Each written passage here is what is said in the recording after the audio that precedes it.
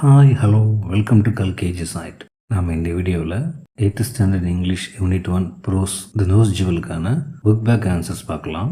First synonyms. Choose the correct synonyms for the italicised words. Question number 1 indeed.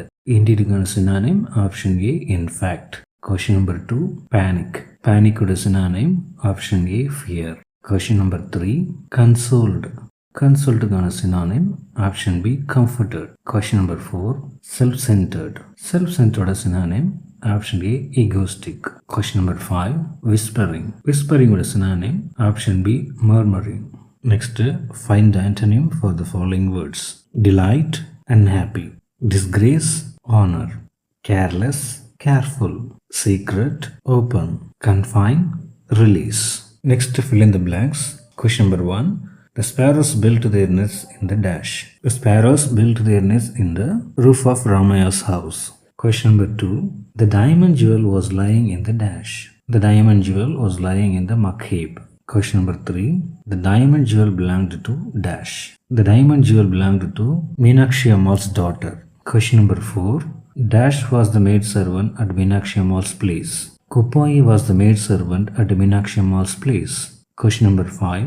Ramaya and his wife lived with the fear of dash. Ramaya and his wife lived in the fear of being caught. அடுத்தது true or false. Say the following statements are true or false. Question number 1. Two sparrows built a nest on a tree top. நம்ம இரண்டு சிட்டுக்குருவிகளும் மரத்தின் உச்சியில் கூட்டு கட்டுனுச்சிங்க அப்படின்னு கொடுத்துருக்கு.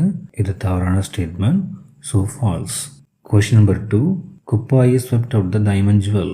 Kuppayi diamond jewel கூட்டி தள்ளாங்க அப்படின்னு கொடுத்துருக்கு. இது தவறான statement. So false. Question number 3.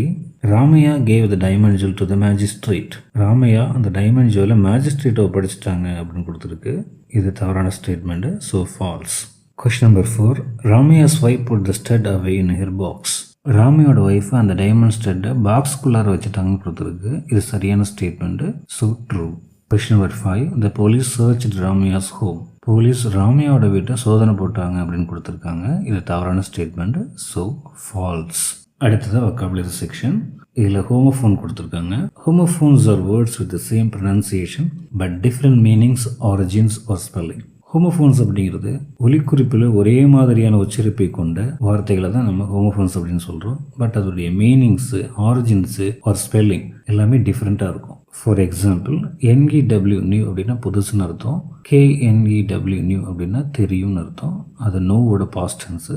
HOLE hole, WHOLE whole.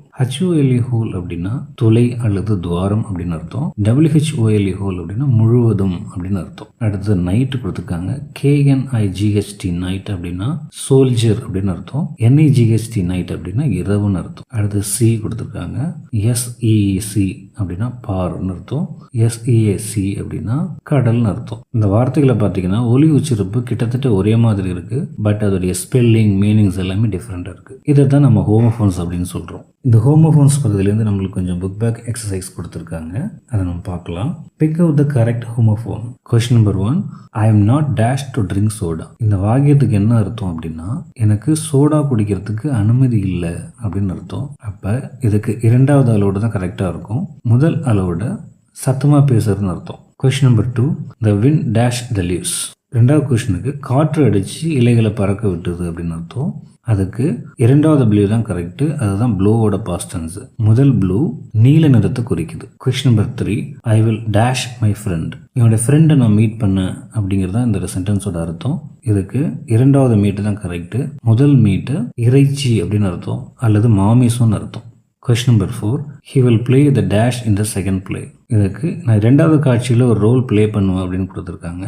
இந்த வாக்கியத்துக்கு சரியான வார்த்தை ROLE ரோல் தான். ROLL ரோல் அப்படின்னா உருட்டி விடுறதுன்னு அர்த்தம். Question number 5. I have dash the movie already. இந்த மூவியை நான் ஏற்கனவே பார்த்துட்டேன் அப்படிங்கிறது அந்த வாக்கியத்தோட அர்த்தம். இதுக்கு ரெண்டாவது சீன் தான் கரெக்டு. முதல் சீன் தான் காட்சி அப்படின்னு அர்த்தம். அதுக்கடுத்து சூஸ் கொடுத்துருக்காங்க. Choose the correct homophone. Question number 1. Every morning my father likes to look at the dash on the cross. என்னுடைய அப்பா தினந்தோறும் காலையில் எழுந்திரிச்சு புற்களின் மீது உள்ள பனித்துளியை பார்ப்பாங்க அப்படின்னு அர்த்தம். அப்போ அதுக்கான சரியான ஆன்சர் ஆப்ஷன் பி டியூ தான். ஆப்ஷன் ஏல உள்ள டியூக்கு கடன் அப்படின்னு அர்த்தம். Question number 2, Chennai is the dash of Tamil Nadu. இந்த வாக்கியத்தோட அர்த்தம் சென்னை தமிழ்நாடோட தலைநகரம் அப்படின்னு அர்த்தம். இதுக்கு ஆப்ஷன் பி கேபிட்டல் தான் சரியான ஆன்சர். ஆப்ஷன் ஏல வர்ற கேபிட்டல் மிக மிக முக்கியத்துவம் வாய்ந்த கட்டிடங்களை குறிக்கிறது அந்த capital. Question number 3, I was very dash last weekend because my friends went to the village without informing me. இந்த வாக்கியத்தோட அர்த்தம் லாஸ்ட் வீக்கெண்ட்ல என்னுடைய ஃப்ரெண்ட்ஸ் வில்லேஜுக்கு போயிட்டதுனால நான் கொஞ்சம் மனச்சோர்வா இருந்தேன் அப்படின்னு அர்த்தம். அப்ப இந்த வாக்கியத்துக்கு தகுந்த வார்த்தை option A board. Option B board, BOARD board அப்படின்னா பலகை அப்படின்னு அர்த்தம். Question number 4, the cat caught the dash of a mouse. இந்த வாக்கியத்தோட அர்த்தம் பூனை எலியுடைய வாசனை நுகர்ந்தது அப்படின்னு அர்த்தம். அப்ப இதுக்கு ஆப்ஷன் ஏ சென்ட் தான் கரெக்ட். ஆப்ஷன் பி சென்ட் நில அளவை குறிக்கக்கூடிய வார்த்தை. Question number 5, the dash rises in the east. இதுக்கு ஆப்ஷன் பி தான் கரெக்ட். SON சன் அப்படின்னா மகன் அப்படின்னு அர்த்தம். அடுத்தது வொக்காபுலரி செக்ஷனில் அப்ரிவியேஷன் அண்ட் அக்ரோனியம்ஸ் கொடுத்துருக்காங்க. First abbreviation. An abbreviation is a shortened form of a word or phrase. Abbreviation அப்படிங்கிறது ஒரு வேர்ட் ஆர் ஃப்ரேஸோடைய சுருக்கமான வடிவத்தை தான் நம்ம அப்ரிவியேஷன் அப்படின்னு சொல்கிறோம். For example PM prime minister. நம்ம டெக்ஸ்ட் புக்கில் நிறைய எக்ஸாம்பிள் கொடுத்துருக்காங்க, அதையும் நம்ம பார்த்துடலாம். ATM automated teller machine. GB gigabyte. PC personal computer. CEO chief educational officer. MIS education management information system. IAS Indian administrative service.